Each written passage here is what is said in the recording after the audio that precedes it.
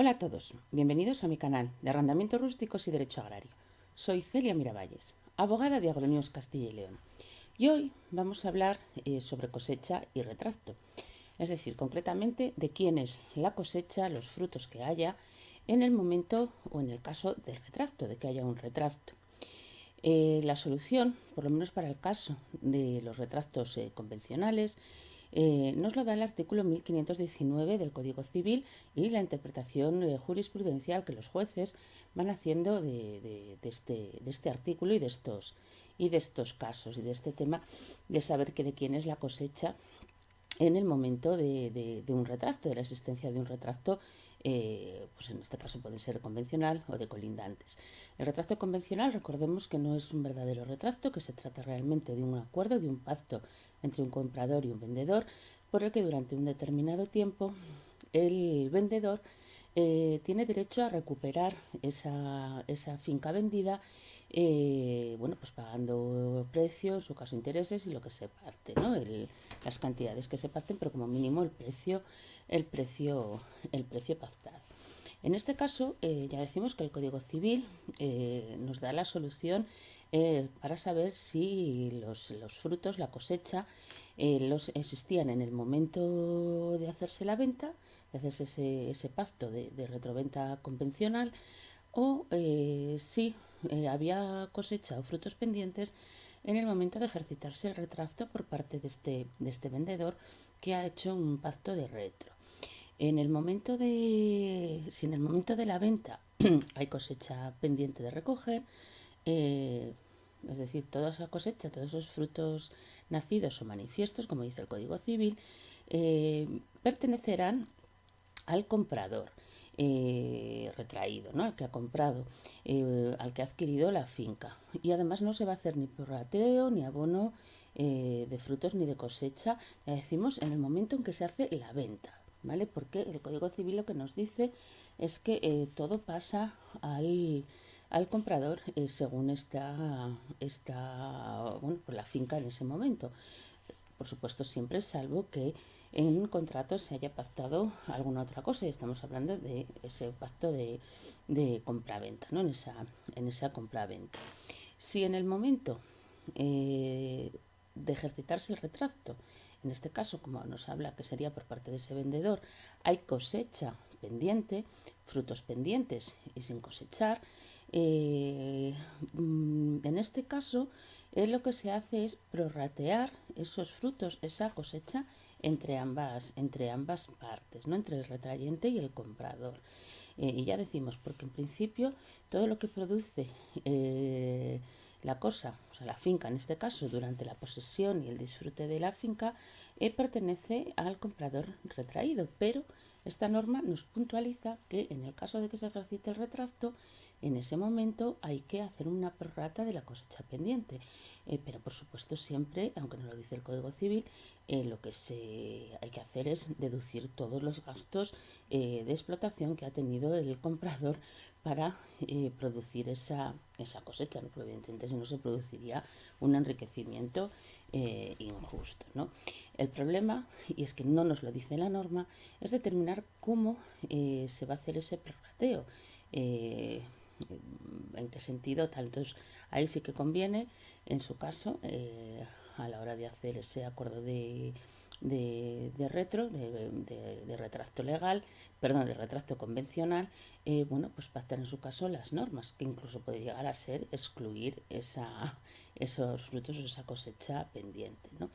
En todo caso, como señala la sentencia de la Audiencia Provincial de Córdoba de 18 de febrero del 2000, la idea que domina siempre en los casos de retracto legal, porque habría que intentar trasladar esta norma porque no nos dice nada el Código Civil ni las leyes especiales al respecto de qué ocurre con la cosecha en caso de los retractos legales, es que ya decimos que esa idea general es que el primitivo comprador debe quedar en unas condiciones análogas a las que tenía antes de suscribir el contrato de compra-venta. Lo que esto puede servirnos de pauta para el reparto de frutos en el retracto legal. Es decir, como ya sabemos, lo que sí que nos dice el Código Civil, en el caso de los retractos legales, es que al comprador, el retrayente, el que ejercita el retracto, le tiene que abonar todos, o sea, además del precio de la finca, todos los gastos que haya tenido para hacer esa compraventa y los gastos útiles o mejoras que haya realizado en la finca, ¿no?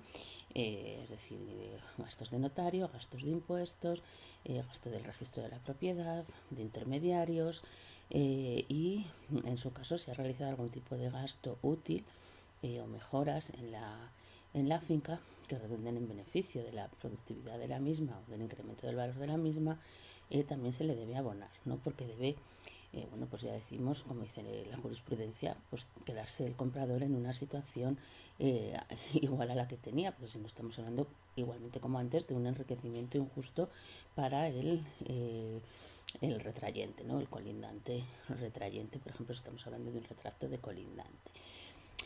El Código Civil en el 1468, en el artículo 1468, lo que nos dice es que tras decir que el vendedor debe entregar la finca o cosa en el estado en que se hallaba a la hora de perfeccionarse el contrato, es decir, según estaba la finca, añade que todos los frutos pertenecerán al comprador desde el día en que se perfeccionó el contrato, ¿no? Es la norma similar a la de antes, ¿no? Es decir, una vez que se ha hecho la compra, ese comprador, todos los frutos son de él, porque nos lo dice el artículo 1468. Y la adquisición, pero aunque cuando hay un retracto, la adquisición realmente de la finca no se produce hasta que se reconoce por sentencia firme esa modificación jurídica, es decir, la acción de retracto, el derecho a salir al retracto, surge en el momento de esa compraventa. O sea, el colindante tiene derecho a salir al retracto porque existe una venta el día 1 de enero, vamos a poner. Pero, sin embargo, lo que es el cambio de titularidad no se produce realmente hasta que hay una sentencia firme, que por ejemplo puede ser el 30 de junio, vamos a decir una fecha por decir. Entonces, durante ese tiempo, claro, el comprador tiene derecho a utilizar la finca y, porque claro, lógicamente está en su derecho y así lo defenderá en el juzgado, a mantener esa compraventa y a mantener esa finca, ¿no? Por lo tanto, los frutos serán la cosecha será de ese comprador. En apoyo de esta postura, hay que señalar que el comprador, en los casos de retracto legal, es un poseedor de buena fe, ¿vale? Al que, bueno, pues como estamos diciendo, se deben reconocer todos los derechos y ventajas que atribuye esa cualidad de ser poseedor de buena fe, en particular ya estamos hablando concretamente de la cosecha de los frutos pendientes, ¿no? Esto viene también, como siempre tenemos que acudir al Código Civil en el 452 del Código Civil, ¿no? En este caso, como poseedor de buena fe, tiene derecho lo que dice el Código Civil es a la parte del producto líquido de la cosecha proporcional al tiempo de la posesión, ¿no? Por lo tanto, le pertenecen los frutos pendientes al comprador retraído, pero estamos hablando de que es un poseedor de buena fe. O sea, la cosecha será de ese comprador retraído que pierde la finca por culpa de una acción de retracto, ¿no? Por eso que estamos diciendo que es un poseedor de buena fe. Otra cosa es que a partir de la sentencia deje de ser poseedor de buena fe y continúe en el cultivo de la finca, ¿no? Aunque el momento de perder esa posesión, a veces en la jurisprudencia menor hay opiniones contrapuestas, ¿no? Por ejemplo, la sentencia de la Audiencia Provincial de Madrid de 18 de enero del 2002 dice que la buena fe se perdería en el momento de presentar la demanda, por lo que a partir de esa fecha habría que prorratear los frutos. Sin embargo, otras sentencias, como la sentencia de la Audiencia Provincial de Burgos de 23 de mayo del año 2003, con respecto a un retracto de arrendamiento, dice que el retraído cuando pierde la buena fe es con la sentencia firme, ¿no? Cuando realmente le quitan la finca, hay una sentencia. Y entonces todo lo de antes le pertenecerá, las cosechas que había hasta ese momento le pertenecerán, pero sin embargo las cosechas realizadas a partir de esta sentencia firme serán, claro, del retraído, ¿no? Otra cosa, del retrayente, perdón. Otra cuestión es, bueno, pues ya decimos cómo se prorrateará eso y, por supuesto, siempre hay que deducir los gastos. Nosotros, y dado esta postura tan a veces contrapuesta entre distintas sentencias, sí que hay que valorar en cada caso concreto cuándo se va a realizar esa sentencia y, por supuesto, pues intentar llegar a un acuerdo con el retrayente, ¿no? Porque evidentemente eso sí que es cierto que no puede haber un enriquecimiento injusto y por tanto tendrá que pagar o abonar al comprador retraído todos los gastos que haya tenido para realizar la cosecha, ¿no? Con lo cual, bueno, pues habrá que estar, ya decimos, al caso concreto y al momento en concreto en que se dicte esa sentencia y se adquiera firmeza esa sentencia. Se adquiere una sentencia firme es cuando ya no se ha recurrido más.